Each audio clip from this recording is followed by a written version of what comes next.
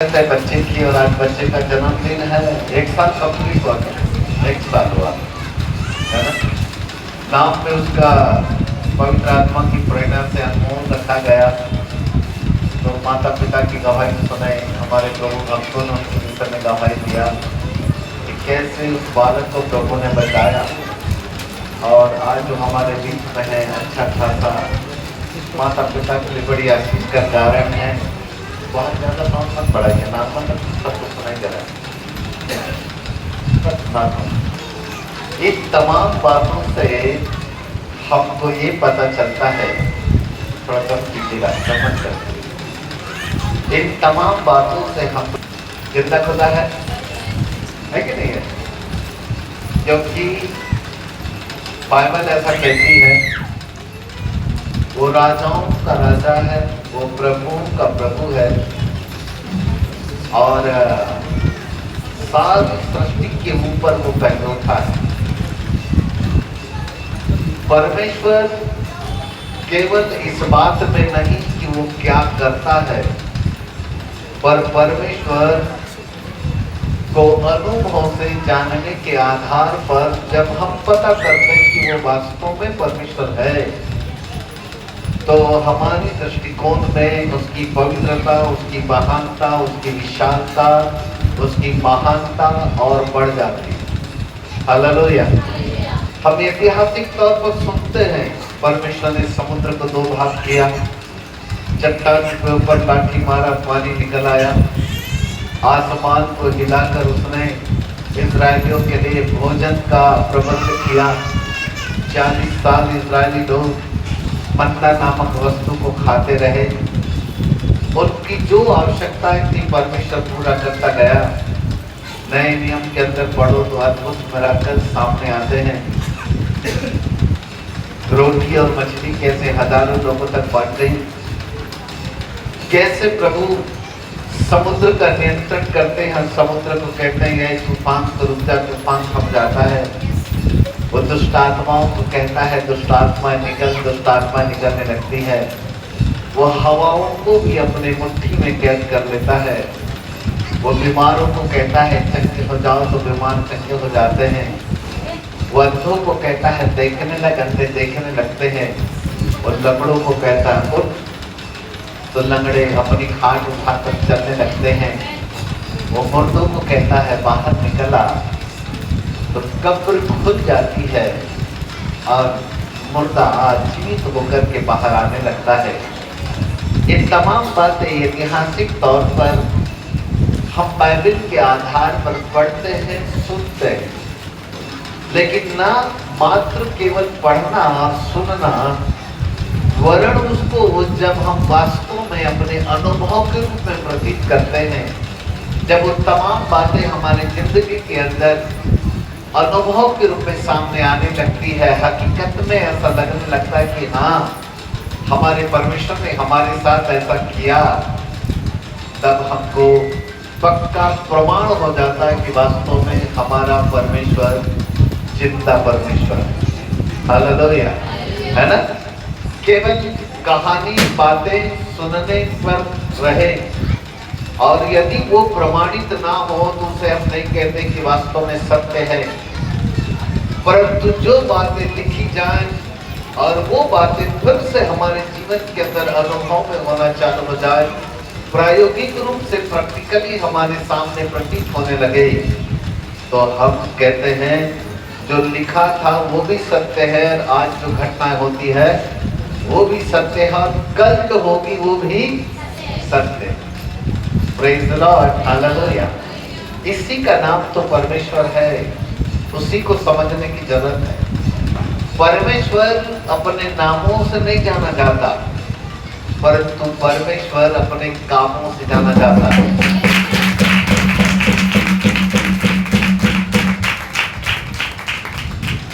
Engineer किसी का नाम नहीं होता, डॉक्टर किसी का नाम नहीं होता, पर जो काम वो करता है उसके काम करने वाले बोध से हम जानते हैं कि वास्तव में ये डॉक्टर है। सही बोल रहे हैं? आपके घर में जो दूध लेकर के आता है, हम उसको दूध वाला कहते हैं। पर क्या वास्तव में उसका नाम है दूध वाला? है क्या? नहीं है, पर वो काम करता है दूध का, इसलिए हम उसको दूध वाला कहते हैं, है कि नहीं? जो मनुष्य जो काम करता है उसके काम किए जाने वाले तरीके के आधार पर हम उसको एक नाम दे देते हैं। ठीक ऐसे ही परमेश्वर भी अपने नामों से नहीं जाना जाता। हकीकत देखा जाए तो उसका कोई नाम ही नहीं है। एक बार प्रभु जी मूसा को कहते हैं, मूसा, इस्राएली लोग गुलाम हैं, उनकी कराहट, उनके कष्टों को मैंने सुन लिया, उनकी विलाप मेरे कानों पर चिल्लाए आने लगी है, तू जा उनको छुड़ा के लेके आ। एक प्रकारेण मूसा जाने को तैयार तो हो जाता है, लेकिन एक बात प्रभु से पूछता है, प्रभु एक बात तो बताओ, वो इजरायली लोग मेरे से पूछेंगे कि तुझे किसने भेजा है, तो मैं उनको क्या बताऊंगा? तो खुद अभी भी थोड़े देर सिर खुदा के सोचने लगा, बोले सही तो बात ये बताएगा तो क्या बताएगा, क्योंकि खुदा को भी अपना नाम नहीं मालूम। कुछ समझ में आ रहा है?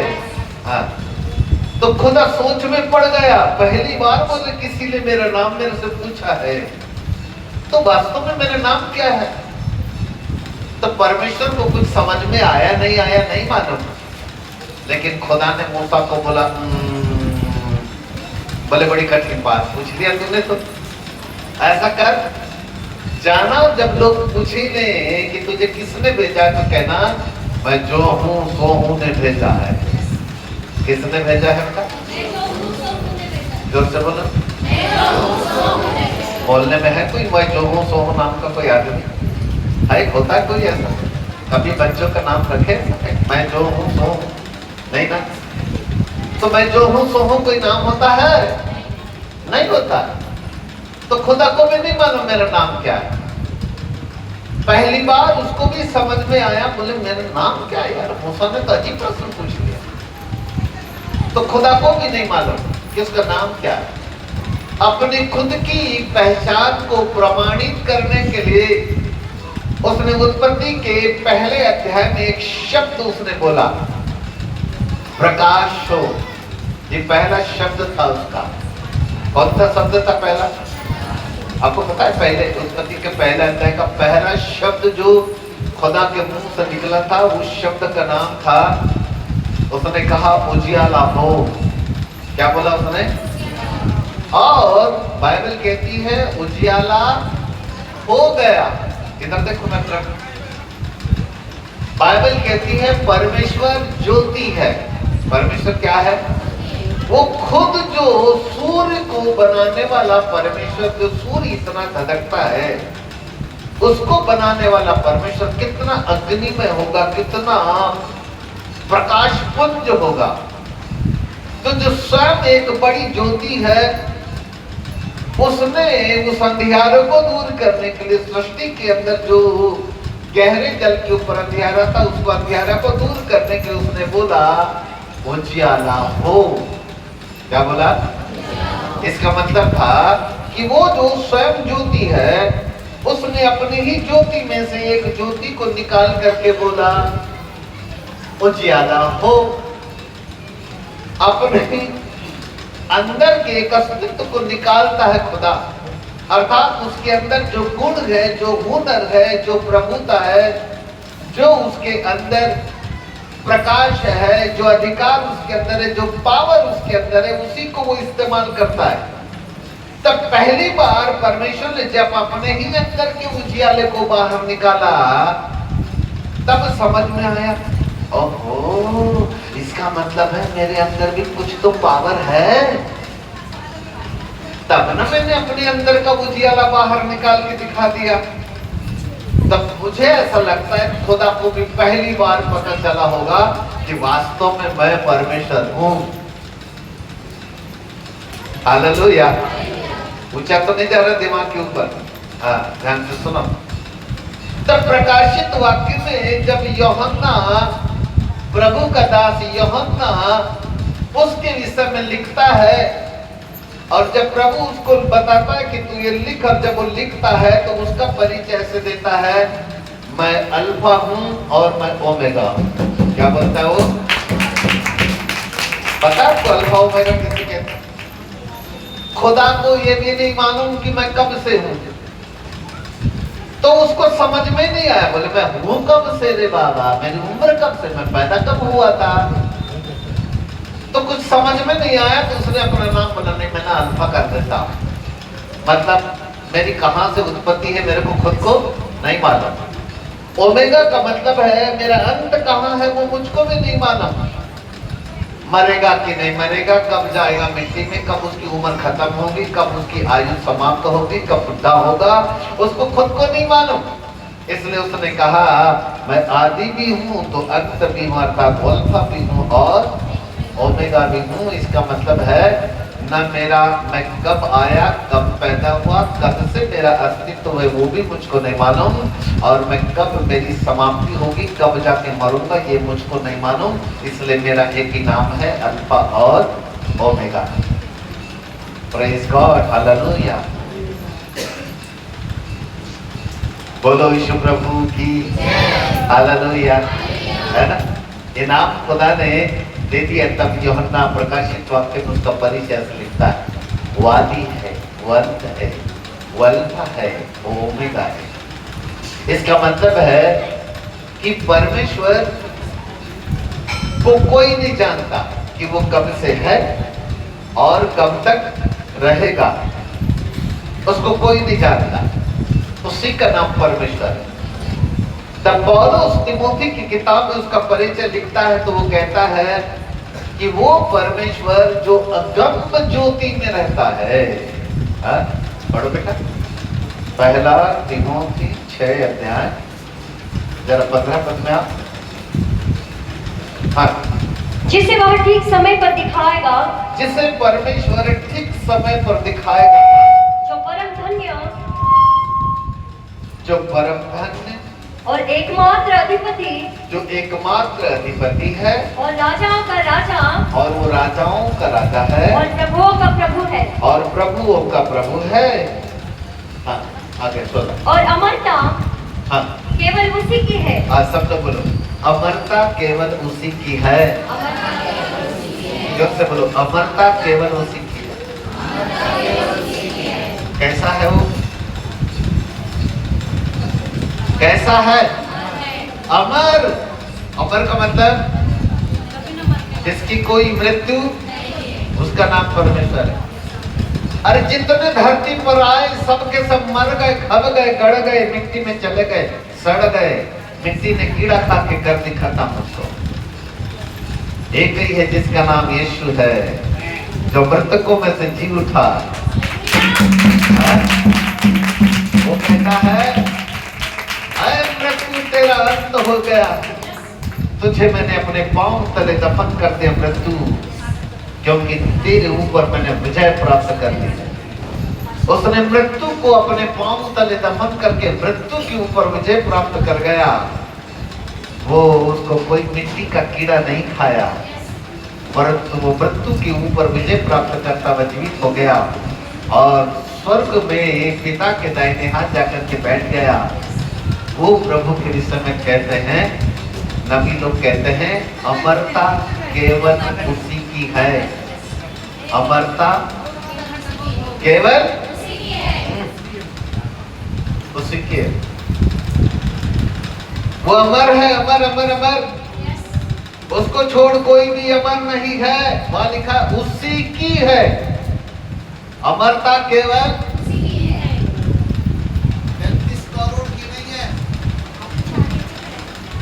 करोड़ों की नहीं है, केवल उसी की है। वही है जो अमर, उसकी मृत्यु ही नहीं है, उसका अंत ही नहीं है, उसका अंत ही नहीं। हालेलुया। और इसलिए जब धर्मी लोग जो प्रभु पर विश्वास करते हैं, वो जब मर जाते हैं ना, आपको पता है क्या होता है? उनकी उम्र थम जाती है। जब हम ऊपर होंगे ना, तो वो लंबी लंबी दाढ़ी, पक्के पक्के बाल, बुड्ढा बुड्ढी जैसे नहीं दिखेंगे। तमाम देखेंगे, हस्त पुष्ट देखेंगे, क्योंकि उसके बाद हमारी भी मृत्यु नहीं है। जैसे हमारा प्रभु अमर है, उसके बाद हमको भी एक अमर यानी अनंत जीवन मिलने वाला है, जिसके बाद हमारी कभी कोई मृत्यु नहीं है।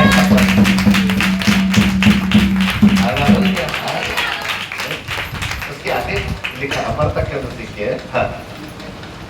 और अमरता केवल उसी की है। हाँ, हाँ। और वह अगम्य ज्योति में रहता है। वह अगम्य ज्योति में रहता है। देखो यार, नेक्स्ट पीछे बोलो। वह अगम्य ज्योति में रहता है। कहाँ रहता है? कौन सी ज्योति? अच्छा, वो ज्योति में क्यों रहता है?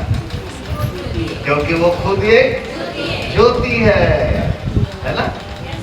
ज्योति अंधेरे में रहेगा क्या? ज्योति दीवार के ऊपर टंगेगा क्या? ज्योति झाड़ के ऊपर टंगेगा? ज्योति जो है मनुष्य के हाथ के बनाए हुए मंदिरों में नहीं रहता।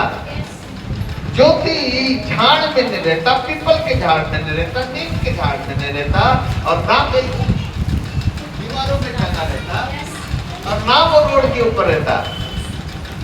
ज्योति स्वयं ज्योति में रहती है कि नहीं? ज्योति कहाँ रहेगी? स्वयं ज्योति, क्योंकि खुद ही ज्योति है ना। उसको अंधेरा कितना भी दबाने की कोशिश करे, अंधेरा बोले बेटा ज्योति तेरे को ना चारों तरफ से दबा के छिपाऊंगा, तो क्या अंधेरा ज्योति को छिपा सकता है? परंतु जैसी ज्योति आती है अंधेरा भाग जाता है। हालेलुया। हमारा परमेश्वर कहाँ रहता है? कहाँ रहता है? अगम्य यानी अगम्य यानी ऐसा लिखा है हिंदी में, तो पता भी नहीं है। अगम्य यानी क्या होता है? अगम्य, अगम्य नहीं मालूम। अगम्य का मतलब होता है जहां कोई जा नहीं सकता, जहां कोई मतलब विज्ञान भी वहां पर जा ही नहीं सकता, विज्ञान भी वहां नहीं पहुंच सकता, ऐसी वाली ज्योति है। ये साइंस जो है ना, ये सूर्य के पास भी नहीं कर, सूर्य के पास कहां से जाएंगे? तो सूर्य जला के राख कर देगा। ये विज्ञान सौरमंडल का भ्रमण करके तो समझ गए, लेकिन सूर्य के करीब नहीं पहुंच पाए। लेकिन इस सूर्य को बनाने वाला परमेश्वर जो इतनी धधकती आग है, वहां तक कहां पहुंचेंगे? जबकि बाइबल ऐसा कहती है परमेश्वर मनुष्य के बनाए हुए हाथ में निवास नहीं करता, परमेश्वर न किसी झाड़ में निवास करता, न दीवारों पे टंगा रहता, परमेश्वर अगम्य ज्योति में निवास करता है। कहाँ निवास करता है? जोर से बोलो। तो कहाँ जाओगे ढूंढने अब आपकी बात? उसको कहाँ जाना? अगम्य ज्योति में जाना। कौन सी ज्योति बेटा? हाँ, अगम्य ज्योति। एक वचन पढ़ना परसों, नीति वचन 20 उसका 27। नीति वचन की किताब 30वां अध्याय उसका 27 पद। मनुष्य की आत्मा, मनुष्य की आत्मा यहोवा का दीपक है। बस रुक जाओ, नहीं मिला तो मेरे तरफ देखो, छोड़ो बाइबल, मेरे तरफ देखो, बोलो मेरे पीछे बोलो। मनुष्य की आत्मा यहोवा का दीपक है। फिर से बोलो, मनुष्य की आत्मा। इधर हाथ रखो, आंख बंद मत करो, मेरी तरफ देखो, ऐसे हाथ रखो। अब बोलो, मेरी आत्मा परमेश्वर का दीपक है। मनुष्य की आत्मा किसका दीपक है? परमेश्वर का। दीपक क्या है? ज्योति। दीपक क्या है? अब फिर से बोलो, मेरी आत्मा परमेश्वर की ज्योति है। वह क्या पढ़ते पढ़ते? कौन सी ज्योति में रहता है? अगम्य ज्योति में रहता है। बच्चे बोलो, परमेश्वर अगम्य ज्योति में रहता है। कौन सी है वो अगम्य ज्योति? अब बोलो कौन सी? तो उस अगम्य ज्योति का नाम क्या है?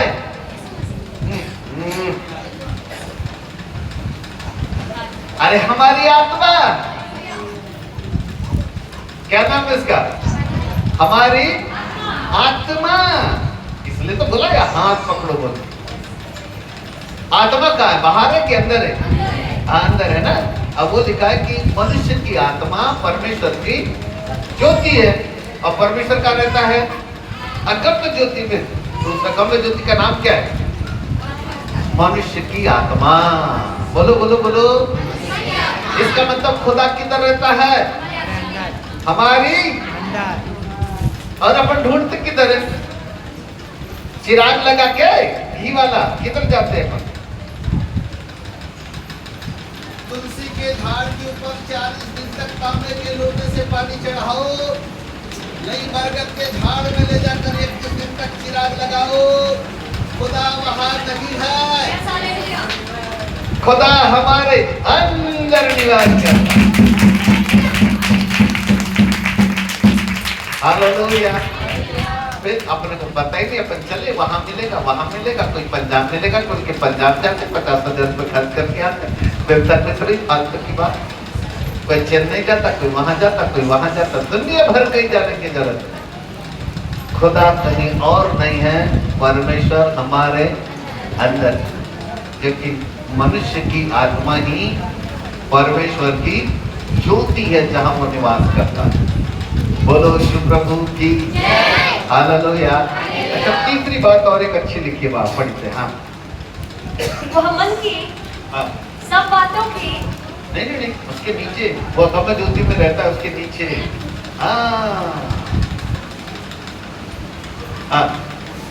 और अमरता केवल उसी की है। और वह अगम्य ज्योति में रहता है और न उसे किसी मनुष्य ने देखा, और ना उसे किसी मनुष्य ने देखा, और न कभी देख सकता है, और ना कभी कोई उसे देख सकता है। यह है सच्चा परमेश्वर। कैसा बेटा हमारा परमेश्वर? नंबर 1 अमर है ना, आदि और अंत, अल्फा और ओमेगा। खुद का पावर उसके अंदर है, किसी और की सहायता लेने की जरूरत उसको नहीं पड़ती। वो एक ऐसी शक्ति है जिसको किसी और शक्ति की जरूरत नहीं है उसको चलने के लिए या चलाने के लिए। वो खुद ही एक ऐसी परम शक्ति है जो स्वयं चलता है, पर वो अपनी ही शक्ति का जब प्रयोग करता है तब उसको पता चलता कि मेरे के अंदर भी पावर है, तब खुद उसको पता चलता है। हालेलुया, है ना? इस क्यों? क्योंकि नंबर 1 अमरता केवल उसी की है। नंबर 2 वह यहाँ वहां सड़कों पर दीवालों पर नहीं रहता, वरन और झाड़ों में नहीं रहता, वरन कहाँ रहता है? मनुष्य की आत्मा के अंदर निवास करता है। नंबर 3 उसके विषय में लिखा है, ना उसे किसी मनुष्य ने देखा और ना कभी कोई उसे देख सकता है। कभी दिखा? ऊपर वाला कभी दिखा? कभी देखने में आया? नहीं आया। वो जो यीशु मसीह का फोटो बना के लोग घर में टांग देते हैं ना, वो भी यीशु मसीह नहीं है बेटा। वो तो किसी ने ना वो फिल्म में काम किया, एक आदमी ने लंबे लंबे बाल बढ़ा के उसको ऐसा मेकअप करके उसकी 4 हाथ पर में खेलने ठोक करके फिल्म में काम किया, फिल्म बनाएंगे तो उसका चित्र लोगों ने खोद करके डाल दिया। वो एक आदमी है, जब उसका चित्र कभी वो देखता होगा ना घरों पे दीवार, तो वो भी बड़ा हंसता होगा, मेरा एक फोटो डाल दिया। ऊपर वाले का कोई फोटो नहीं। उन दिनों में कोई कैमरा था क्या तो फोटो देखेगा, तो फिर काय का फोटो? ऊपर वाले का कोई फोटो नहीं होता, क्योंकि शास्त्रों में लिखा है, ना उसे किसी मनुष्य ने देखा और ना कभी कोई उसे देख सकता। ऐसा प्रभु है। जो दिखता है वो सत्य नहीं है, पर जो नहीं दिखता वो सत्य है। जो दिखा, जितने भी दिखते ना धरती के ऊपर, वो सत्य नहीं है, असत्य है। वो गुमराह करने वाले, मनुष्य को धोखा देने वाले गुमराह करते हैं। कहीं न कहीं मनुष्य भरमाया जाता है कि नहीं यहाँ दिखता है यहाँ चलो, वहां दिखता है वहां चलो, वो दिखता है वहां चलो। खुदा किसी को दिखता ही नहीं। हालेलुया। एक बार एक प्रभु का दास मूसा ने बड़ी जिद किया, हे प्रभु मैं ना आपको देखना चाहता हूँ, नहीं देखूंगा तो आगे जाऊंगा ही नहीं, मैं आपको देखूंगा यहाँ पर तक जाऊंगा। तो खुदा ने कहा, बेटा मूसा मुझे देखने की एक कंडीशन है। तो मूसा कहता, बोलो प्रभु क्या कंडीशन है? जो भी रहे करूंगा, लेकिन देखूंगा तब भी जाऊंगा। तो खुदा ने कहा, कंडीशन ये है कि तुझे मरना पड़ेगा। क्या करना पड़ेगा? जब से बोलो, देखना है ऊपर वाले को, देखना है, देखना है, देखना कैसे देखना है, पक्का मरना पड़ेगा। बिना मरे परमेश्वर किसी को दिखाई नहीं देता। ध्यान से सुनो मेरी बात, क्योंकि उसे किसी मनुष्य ने देखा ही नहीं और ना कभी कोई उसे देख सकता है, वो दिखता ही नहीं, पर अनुभव में आता है। कैसे आता है? अनुभव में आता है। और वही बात मैंने स्टार्ट किया था कि ऐतिहासिक तौर पर जो कुछ हम धर्मशास्त्र के अंदर उसके विषय में हम पढ़ते हैं, सुनते हैं, तो वो केवल किताबी ज्ञान नहीं है, परंतु वो बातें आज की तारीख में जब वो अनुभव में आती है, प्रैक्टिकल होने लगती है, प्रतीत होने लगती है, तब हमको लगता है वास्तव में हमारा परमेश्वर जिंदा परमेश्वर।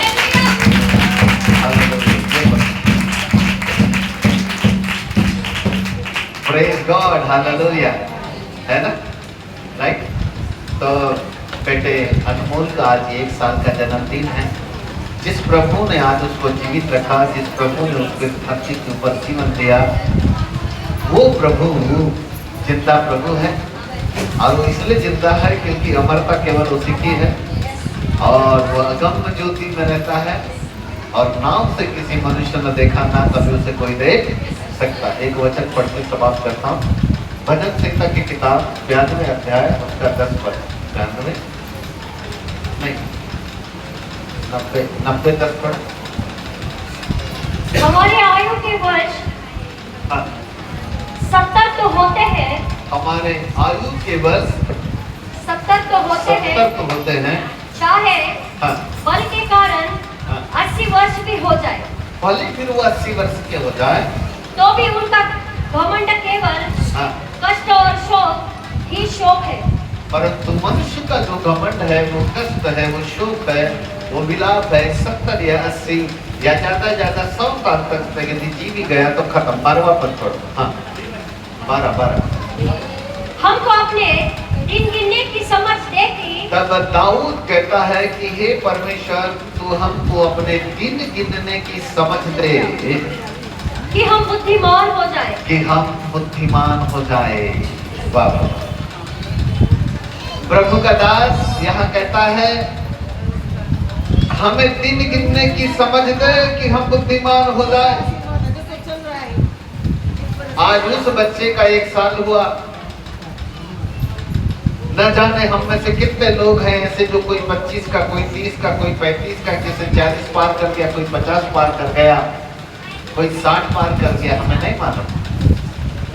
हम सब अपने अपने दिन को जैसे जैसे एक वर्ष बीतता चला जाता है, हम गिनते चले जाता है। मैं 1 साल का हो गया, फिर मैं 2 साल का हो गया, फिर मैं 5 साल का हो गया, फिर मम्मी पापा ने मेरा 10वां बर्थडे मनाया, मैं 10 साल का हो गया, फिर मैं 20 साल का हो गया। ये कहते कहते आदमी 70 और 80 और 100 पार कर जाता है। लेकिन वो जन्मदिन आता तो है, वो निर्णय लेता तो है कि अब मैं आगे और कुछ कैसा करता चला जाऊंगा, लेकिन जिस काम के लिए खुदा ने उसको भेजा है, उस काम को वो पीछे छोड़ जाता है और केवल अपने ही जिंदगी की खुशी और आनंद मनाता वो आगे बढ़ता चला जाता है। और इसलिए भजन संहिता का लेखक दाऊद कहता है, हमें दिन गिनने की समझ दे, हमें दिन गिनने की समझ दे कि हम बुद्धिमान हो जाए। क्या हो जाए? इसका मतलब है कि जितने दिन परमेश्वर ने हमको जीवित रखा, जितने दिन परमेश्वर ने हमको धरती के ऊपर संभाला, जितने दिन तक उसने हमारी रक्षा की, प्रभु कहते हैं उन दिनों को गिनो और समझ पाओ अपने अंदर कि हमने प्रभु के लिए इन पिछले दिनों में क्या किया। इससे पहले कि आगे का दिन आए, इससे पहले कि आगे का वर्ष आए, इससे पहले कि आज 40 के हो कल 41 के हो जाओ, इससे पहले कि आज 25 के हो कल 26 के हो जाओ, इससे पहले कि आज 60 के हो कल 61 के हो जाओ, प्रभु से कहो प्रभु मैंने 60 का तो हो गया, 40 का तो हो गया, 35 का तो हो गया, 25 का तो हो गया, 30 का तो हो गया, कुंवारा था शादी भी हो गई, बाल बच्चे वाला तो हो गया, लेकिन हे प्रभु जब जब मेरा जन्मदिन आता है तो नाचता हूँ, गाता हूँ, खेलता हूँ, अच्छा खाता हूँ, खूब अच्छा भोजन खिलाता हूँ, लोगों के साथ खूब खुशी मनाता हूँ, लेकिन प्रभु आपके लिए मैंने क्या किया? मैंने आपके लिए क्या किया? मैं इतना बड़ा शरीर मेरा हट्टा कट्टा नौजवान 25 साल 28 साल 35 साल 40 साल का हो गया, मेरे इस उम्र के बढ़ते दराज से मैंने आपके कौन से काम में आया, मैंने आपके लिए कौन से अच्छे काम किए, जरा वो वाले दिन गिनने की समझ मांगो खुदा से। जब कोई व्यक्ति अपने जिंदगी का बर्थडे मनाता है लेकिन पिछले दिनों को गिनता हुआ वो प्रभु के लिए क्या करता है उसको नहीं मालूम, तो उसका जन्मदिन नहीं है। जन्मदिन का मतलब है पिछले दिनों में मैं जो नहीं कर सका अब आगे के दिनों में मैं करके दिखाऊंगा, इसका नाम जन्मदिन। हालेलुया, उसका नाम जन्मदिन। हे प्रभु जितना काम मैंने पिछले अब तक नहीं किया उससे कहीं बढ़कर, उससे कहीं दुगना, उससे कहीं 4 गुना, उससे कई गुना मैं कुछ और करके दिखा दूं, तब तो प्रभु मेरा जन्मदिन सफल हो जाए। और खुदा कहेगा बेटा तूने अपने एक एक जन्मदिन को गिन गिन के रखा और उससे तू बढ़कर ही काम करते चला जाता है, तो प्रभु कहेगा उत्तम आशीष से तेरी है। हालेलुया, उत्तम आशीष। प्रभु आप सबको उत्तम आशीष दे और हमारे उस बेटे को जिसका नाम अनमोल है, खुदा उसको भी आज उत्तम आशीषों से परिपूर्ण करें। हम अपने शब्दों को विराम देते हैं और मम्मी पापा मास्टर जी सब लोग सामने आ जाए बच्चे को लेकर। केक को तो आता है चला जाता है प्रभु, खुशियाँ आती है बढ़ती चली जाती है, लेकिन आज हमें दिन गिनने की समझ दो वापस माने कि आगे के दिन हमारे लिए क्या है, आगे हम क्या कर सकते हैं, आगे चलकर के पिता परमेश्वर हमारे शरीर का हमारे जीवन का क्या उपयोग है, हम सब मिलकर आपकी महिमा के लिए क्या अच्छा कर सकते हैं। हमको ऐसा प्रतीक कराओ बाप आसमान ऐ खुदा बाप, जो कुछ धर्मशास्त्र के अंदर आपके विषय में लिखा है वो सत्य है प्रभु। कल भी आप आशीष देते थे, आज भी आप आशीष देने वाले परमेश्वर, कल भी आप आश्चर्य कर्म करते थे, आज भी आप आश्चर्य कर्म करते हैं, क्योंकि आश्चर्य कर्म करना आपका स्वभाव है। आपकी विरासत के अंदर प्रभु ये गुण पाए जाते हैं, इसके लिए हृदय की गहराई से धन्यवाद देते हैं। आपके बच्चों ने आशीष पाई, आपका परिचय जाना प्रभु की वास्तव में आप कौन है और क्या है और कैसे हैं, हमारे अंदर आपका मूल्य बढ़ जाता है, आपकी महानता बढ़ जाती है, उसके लिए हृदय की गहराई से धन्यवाद देते हैं। आज खुदा बाप आपके नाम को महिमा मिले, आदर मिले, सम्मान मिले, मसीह यीशु के नाम से मांगते गणतंत्र पिता जी आमीन।